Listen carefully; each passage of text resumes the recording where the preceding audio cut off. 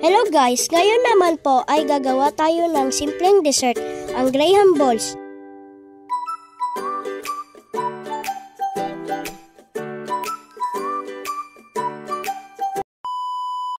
Ingredients: 3 cups of Graham, 1 can of condensed, and cheese. Ngayon naman po, maglalagay tayo ng konting condensed saka haluin. Tapos unti-unti nating ilagay ang ibang condensed.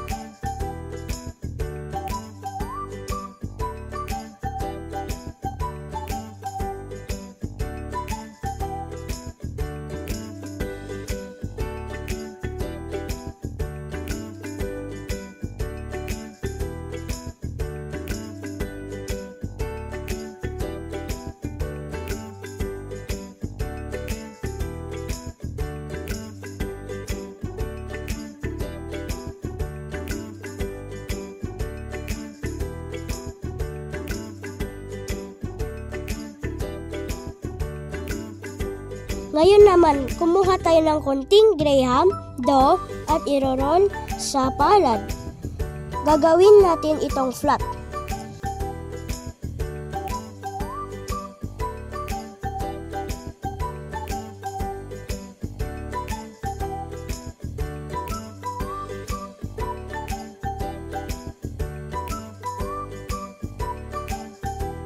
Ipalaman ang cheese sa gitna ng dough at gawing bilog ito.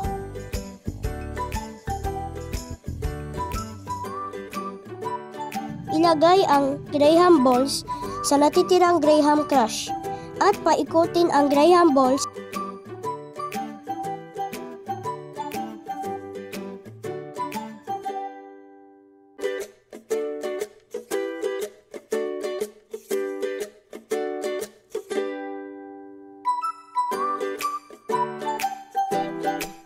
Ito na ang ating finished products.